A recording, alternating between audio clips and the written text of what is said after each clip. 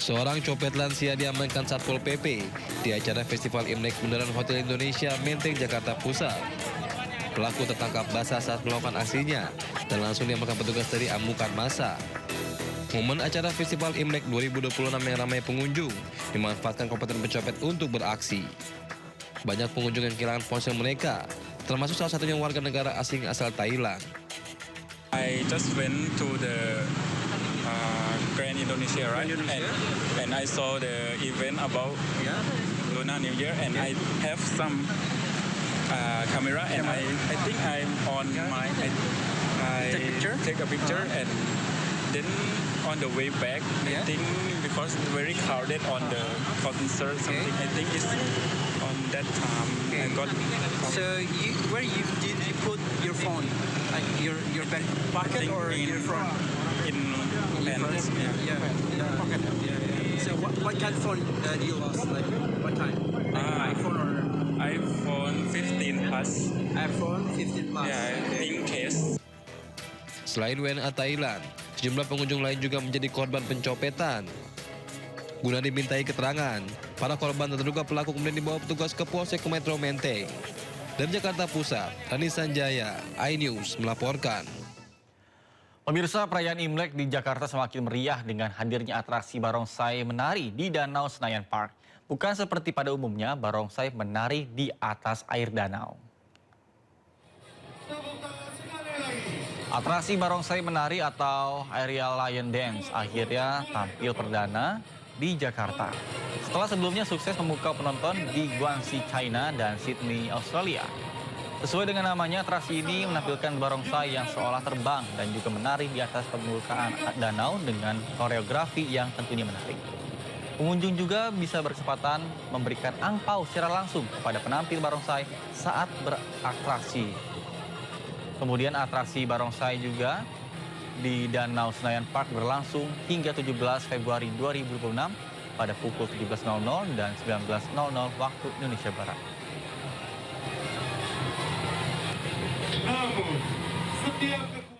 Selain Jakarta, ribuan warga Pati, Jawa Tengah larut menikmati atraksi barongsai. Tidak hanya itu, warga juga berkesempatan menikmati jajanan khas dan juga kebutuhan pernak-pernik Imlek.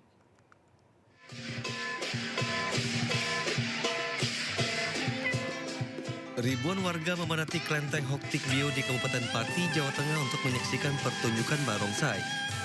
Pertunjukan barongsai ini digelar menjelang puncak perayaan Imlek 2577. Tidak hanya pertunjukan barongsai, ribuan warga juga antusias berburu kuliner serta pernak-pernik Imlek seperti bacang dan kue keranjang. Tentunya kami sangat bahagia. Kenapa? Karena masyarakat sudah menerima barongsai sebagai budaya Indonesia juga. Dan itu dibuktikan dengan adanya kehadiran masyarakat begitu melimpah ruah. Ribuan orang hadir di acara di Klenteng. Tidak hanya pertunjukan barongsai dan pasar Imlek, pihak Klenteng juga menggelar makan gratis untuk para pengunjung. Dari Pati, Jawa Tengah, Vindi Agil, iNews melaporkan. Pemirsa, kawasan wisata Ancol jadi salah satu tujuan favorit warga untuk mengisi libur Imlek. Serangkaian acara digelar untuk menarik minat pengunjung, salah satunya adalah di Pantai Lagon. Seperti tahun-tahun sebelumnya, kawasan Pantai Ancol selalu dipadati pengunjung dari dalam maupun luar kota Jakarta jelang perayaan Tahun Baru Imlek. Bahkan tidak lupa, pihak pengelola wisata telah menyiapkan berbagai pertunjukan spesial yang siap menghibur seluruh keluarga. Salah satunya adalah Ancol Lunar Festival. Pengunjung dapat menikmati pertunjukan budaya khas Imlek yang dipadukan dengan hiburan modern. Menariknya, acara tersebut akan dibalut dalam suasana pantai yang meriah dan juga penuh makna. Selain itu, pihak manajemen juga memberikan promo tiket spesial bagi pengunjung untuk menikmati seluruh wahana rekreasi di Ancol.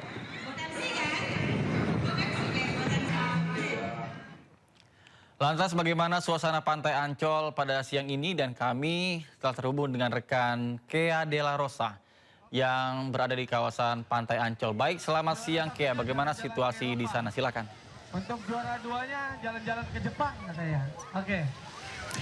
Halo Nata, selamat pagi Nata dan juga pemirsa. Saat ini suasana terkini di Pantai Lagun, Ancol, Jakarta Utara sudah sangat ramai nih. Karena sejak tadi pagi banyak sekali keluarga yang berbondong-bondong untuk ingin habiskan waktu libur panjang menyambut Tahun Baru Imlek. Kalau di belakang saya sudah ada banyak sekali warga yang mengikuti kegiatan bermain. Terus selanjutnya juga di samping kanan saya banyak sekali keluarga yang mulai bersantai nih di bibir pantai, lalu juga ada yang bermain di pantai walaupun saat ini suasana cukup mendung dan angin cukup kencang tidak menyurutkan antusiasme anak-anak untuk bermain di pantai. Dan di depan kita juga sudah ada wahana air yakni Aquazone di mana para pengunjung Pantai Lagun bisa menikmati bermain selama 90 menit dengan harga tiket satu orang dibanderol Rp50.000. Dan tentunya di Pantai Ancol ini buka selama 24 jam sehingga banyak sekali warga yang sejak pagi sudah mulai memadati Pantai Lagun Ancol dan tentunya masih menjadi primadona karena harga tiket masuknya sangat murah. Nata dan juga pemirsa hanya dibanderol dengan harga Rp25.000 hingga Rp35.000. Warga bisa nikmati suasana pantai yang begitu syahdu di wilayah kota Jakarta ini. Kembali ke studio Nata. Baik, terima kasih Kea Dela Rosa atas laporannya dari kawasan Pantai Ancol. Selamat bertugas kembali dan salam sehat.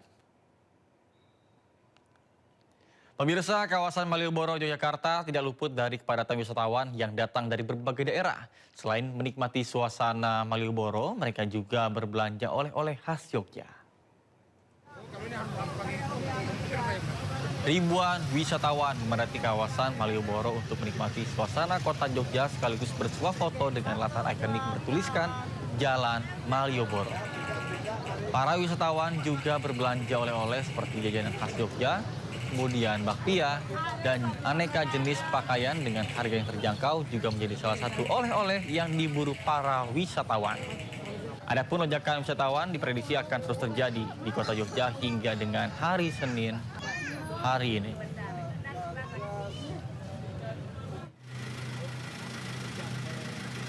Sementara itu pemirsa, di Bandung, Jawa Barat, momen libur panjang akhir pekan dan juga Tahun Baru Imlek dimanfaatkan wisatawan dari luar daerah untuk berlibur di kawasan ikonik Jalan Braga. Semakin sore, wisatawan dari luar daerah semakin memadati kawasan wisata Braga dan Jalan Asia Afrika. Deretan bangunan tua yang indah membuat para wisatawan pun betah untuk menghabiskan waktu di kawasan tersebut. Bahkan tidak hanya itu, ragam kuliner di kawasan ini juga membuat para wisatawan tidak khawatir kelaparan setelah berjalan-jalan dan juga bersuah foto bersama dengan keluarga. Ada juga objek wisata Bandung Tour on Bus atau Bandros yang disediakan untuk berkeliling di kawasan Braga. Kendaraan dari luar Bandung sudah mulai memadati kawasan area dekat Jalan Braga. Bahkan kepadatan ini diprediksi akan terus berlangsung hingga hari Selasa mendatang.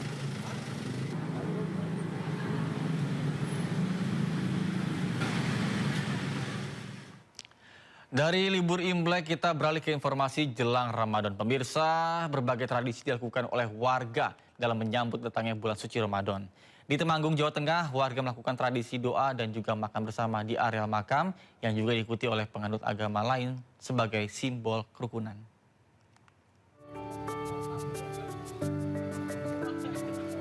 Tradisi doa dan makan bersama di pemakaman Gletuk, Desa Getas, Temanggung, Jawa Tengah kembali menjadi sorotan sebagai potret nyata moderasi beragama dan pelestarian lingkungan. Warga dari berbagai latar belakang keyakinan berkumpul menghormati leluhur sekaligus memperkuat komitmen menjaga alam. Tradisi ini menjadi unik karena mempertemukan warga Dusun Krecek yang mayoritas beragama Buddha dan warga Dusun Gletuk yang memeluk agama Islam dan Kristen di satu lokasi pemakaman yang sama. Mereka bersama-sama membawa makanan ke makam Gletuk sambil memanjatkan doa sesuai keyakinan masing-masing. Perbedaan iman tidak menjadi penghalang dalam merawat warisan sejarah dan kebersamaan. Tradisi ini bentuk penghormatan spiritual kepada leluhur yang telah berlangsung turun-temurun dengan cara menjaga kekayaan alam yang diwariskan leluhur. Acara diakhiri dengan kenduri atau makan bersama di mana warga duduk melingkar dan makan bersama di area pemakaman. Mereka saling berbagi berkat hasil bumi sebagai simbol rasa syukur atas harmoni kehidupan yang tetap terjaga di tanah Temanggung. Dari Temanggung, Jawa Tengah, Didik Dono Hartono Anyus melaporkan. Pemirsa, warga desa Ngino, Kabupaten Tuban, Jawa Timur, gelar ritual adat Kaleman. Tradisi turun-temurun ini merupakan wujud syukur petani atas hasil bumi yang melimpah.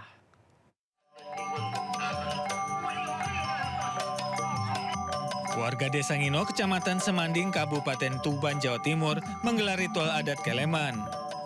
Ratusan warga berbondong-bondong mengikuti arak-arakan menuju Sendang Asmoro sambil membawa ambang dan gunungan hasil bumi menuju sumber mata air Sendang Asmoro yang berjarak 1 km. Kegiatan yang paling ditunggu-tunggu warga adalah rebutan hasil bumi berisi buah dan sayuran. Meski berdesak-desakan, warga mengaku senang karena percaya hasil bumi tersebut membawa berkah. Tradisi Kaleman yang berarti menenggelamkan ini merupakan wujud syukur kepada Tuhan atas panen yang melimpah dari air Sendang Asmoro. Kegiatan ini juga sebagai bentuk pengharapan agar wabah hama tanaman musnah.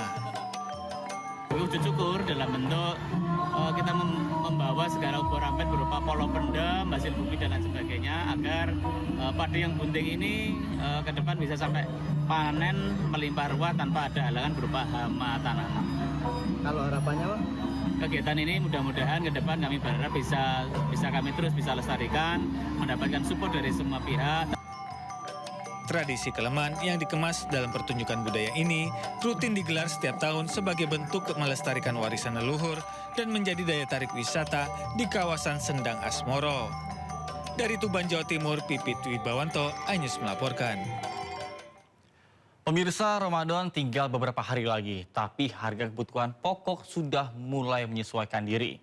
Harga sembako di pasar tradisional Cimahi, Jawa Barat dan Mandailing Natal, Sumatera Utara naik sekitar 20%. Bahkan Satgas Pangan pun turun tangan menyelidiki penyebab kenaikan harga.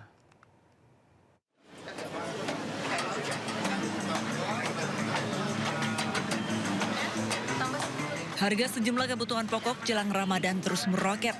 Tim gabungan dari Satgas Pangan Polda Jabar dan Pemkot Cimahi menyidak pasar atas kota Cimahi, Jawa Barat. Dalam sidak, ditemukan sejumlah bahan pokok jelang puasa yang mengalami kenaikan harga.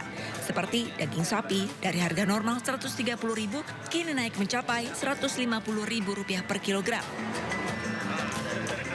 Daging ayam dari Rp38.000 kini menyentuh Rp45.000 per kilogram. Sementara itu cabai rawit merah dari harga Rp50.000 naik menjadi Rp100.000 per kilogram. Menurut pedagang, kenaikan akibat permintaan yang tinggi dari konsumen jelang puasa. Pedagang pun mengaku kesulitan jika harus mengikuti harga yang ditetapkan pemerintah. Menurut Ibu sih anggapannya bagus juga sih kalau dibiasakan biar masyarakat juga tahu bahwa menjelang hari-hari besar itu semua bahan pokok pasti mengalami kenaikan. Cuman kita juga disesuaikan dengan penerimaan kita dari bandar-bandar karena memang hari ini dari kemarin itu sudah H-7 kita sudah 42.000. Masalah harga kalau misalkan dari atas menekan dengan target harga yang harus dikeluarkan, misalkan harus ngejual ayam di target dari pemerintah harus mengeluarkan harga segitu, harusnya ada kerjasama dengan pemerintah untuk ke tempat-tempat bandar-bandar atau yang memasok kita selaku konsumen gitu. Jadi sama semua harganya? Sama, jadi kita diratakan sama termasuk yang di pinggir-pinggir jalan karena kita terus terang aja di pinggir jalan jauh lebih beda. Kadang-kadang nyampe 5.000 kita bisa. Hasil dari pantauan secara umum ada beberapa komoditi yang masih sesuai dengan harga eceran tertinggi dan harga acuan penjualan pemerintah. Namun ada beberapa komoditi juga yang yang ternyata ada mengalami kenaikan. Penjualan untuk daging sapi, ya, daging sapi yang paha atas tadi ada mencapai 140. Namun demikian kami sudah berikan teguran kepada penjual untuk tetap menjual seharga Rp130.000 sesuai dengan harga acuan penjualan pemerintah. Namun demikian kami nanti akan tetap melakukan penelusuran ke distribusi atau tempat pemotongan untuk memastikan harga tetap stabil selama bulan puasa. Tidak hanya di Cimahi, Jawa Barat, komoditi daging sapi di Mandailing Natal, Sumatera Utara juga mengalami kenaikan yang kini mencapai harga Rp180.000 per kilogram. Menurut pedagang daging, kenaikan harga dipicu karena naiknya harga sapi hidup serta mahalnya ongkos angkut dari luar daerah. Tidak hanya daging sapi, berbagai kebutuhan lain seperti cabai, bawang, serta sayuran juga ikut naik. Warga berharap pemerintah segera melakukan upaya penstabilan harga karena dipastikan kebutuhan warga saat puasa hingga Lebaran nanti akan semakin meningkat. Tim Liputan iNews melaporkan. Pemirsa, pantauan tim kami di Pasar Senen, Jakarta Pusat juga menunjukkan tren kenaikan harga sembako. Harga daging memang bertahan di Rp140.000 per kilogram, namun cabai rawit merah yang jadi bumbu utama sambal terus merangkak naik hingga Rp120.000 per kilogram. Dan berikut pantauan Wenda Nura bersama dengan juru kamera Dimas Winardi. Pemirsa, 2 hari jelang bulan suci Ramadan, sejumlah bahan pangan ataupun sembako ini sudah mulai mengalami kenaikan harga. Namun di antara kebanyakan harga bahan pangan yang semakin tinggi ada yang paling disoroti, di antaranya ada harga daging yang semakin tinggi dan juga ada harga cabai rawit merah. Nah, untuk harga daging sapi, jika biasanya harga normal dibanderol dengan harga Rp120 hingga Rp130.000 saja, namun per hari ini dibanderol dengan harga Rp140.000 per kilogramnya.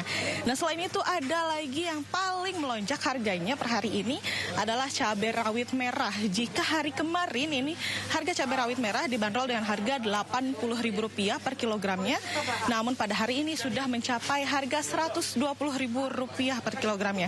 Nah, kita coba bertanya langsung kepada salah satu pembeli yang ada di pasar tradisional, apakah betul harga cabai ini semakin tinggi atau ada harga lainnya mungkin yang semakin tinggi.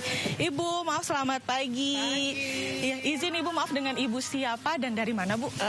Ibu Yuni dari Sunter. Tiap seminggu sekali ke sini ke Pasar Senen.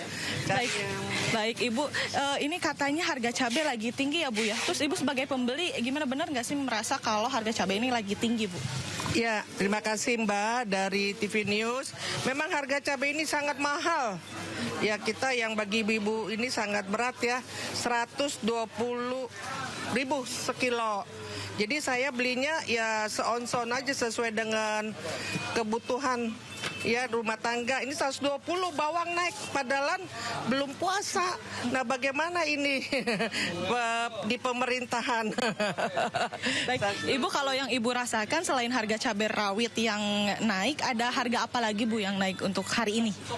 Ya, yang naik sih yang pasti abangnya, tapi saya nih kebutuhan yang paling dasar sih cabai, bawang, terus kentang, ya itu kalau ini masih standar ya, sayuran ya.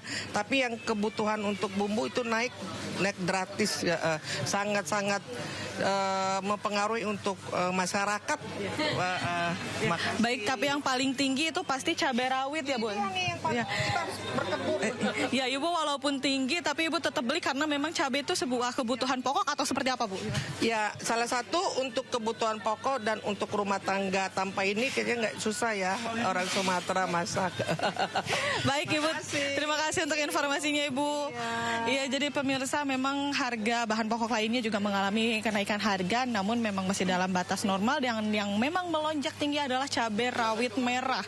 Dan tentunya biasanya dengan kenaikan harga ini adalah karena permintaan pasaran yang semakin tinggi, namun pemasokan tidak ada peningkatan. Jadi semoga dengan kedepannya pemerintah bisa membantu agar pemasokan cabai ini bisa lebih tinggi agar harga di pasaran ini kembali normal. Dari Jakarta, Wenda Nura, Dimas Winardi, iNews melaporkan. Pemirsa, ada saja tren unik dari pasar tekstil terbesar Tanah Abang setiap tahunnya. Dan kini jelang Ramadan, emak-emak tumpah ruah di Pasar Tanah Abang, Jakarta Pusat. Mereka berburu baju gamis bini orang yang sedang viral.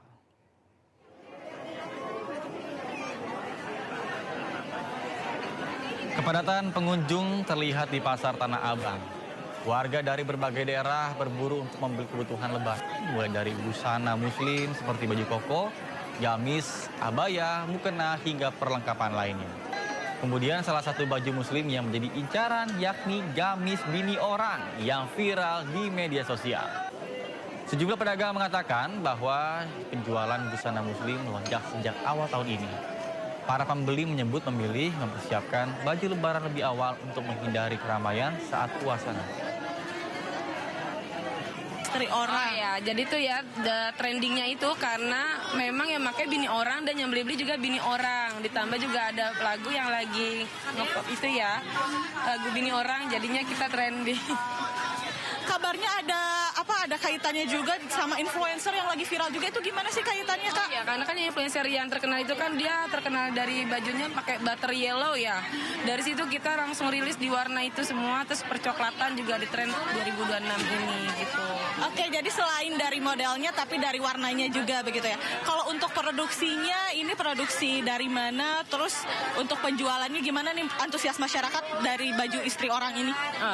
Untuk produksi ya, kita produksi lokal, kita produksi sendiri ya Kak ya. Dan untuk peningkatan antusias masyarakat, alhamdulillah itu besar banget ya Kak antusiasnya. Mereka lebih maunya tuh lihat langsung. Pemirsa, rencana pembangunan gedung Ormas Islam setinggi 40 lantai di kawasan Bundaran HI menuai polemik. Majelis Ulama Indonesia atau MUI membantah meminta gedung megah di kawasan tersebut. MUI juga menolak kabar jika pengelolaan gedung diserahkan kepada mereka.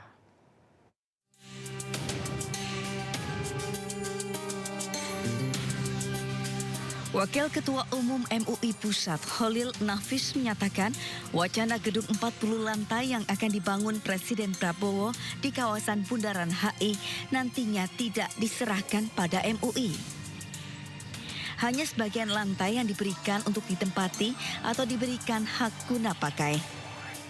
Meski demikian, MUI tetap mengapresiasi langkah Presiden Prabowo Subianto yang memperhatikan para ulama. Sama sekali MUI tidak pernah mengajukan surat minta jadi gedung itu. Jadi jangan dikira kami minta. Yang kedua, gedung itu bukan diberikan pada MUI. Hanya sebagian lantai akan diberikan untuk ditempati. Hak guna pakai. Ada Basnas, ada BWI, ada BPKH, dan seterusnya lembaga-lembaga yang lain. Dan yang ngelola juga mungkin bukan MUI. Dan sampai sekarang belum ada komunikasi polanya seperti apa dengan MUI. Sekali lagi, jadi kami juga mungkin, ya kita apresiasi kepada Presiden, diumumkan di masjid lagi, Masjid Istiqlal, diumumkan akan memperhatikan para ulama. Jadi kalau Presiden memberikan kepada umat Islam, menurut saya bukan semata-mata anugerah, itu kebaikan ya, tapi itu sebuah keniscayaan untuk negara ini lebih baik, lebih sejahtera dan seterusnya. Dan kami pun tanpa ada kantor itu dimanapun umat Islam berjuang jadi-jadi saja gitu loh. Sebelumnya dalam pidato di acara pengukuhan pengurus Majelis Ulama Indonesia, Presiden Prabowo menyebut akan menyiapkan lahan 4.000 meter di kawasan Bundaran HI Jakarta Pusat. Prabowo mengungkap di lahan tersebut akan dibangun gedung 40 lantai untuk MUI dan badan umat Islam lain termasuk ormas-ormas Islam. Dan hari ini saya bisa sampaikan bahwa saya sebagai Presiden Republik Indonesia, saya telah menyediakan lahan di depan Bundaran HI sebesar kurang lebih 4.000 meter untuk gedung bagi MUI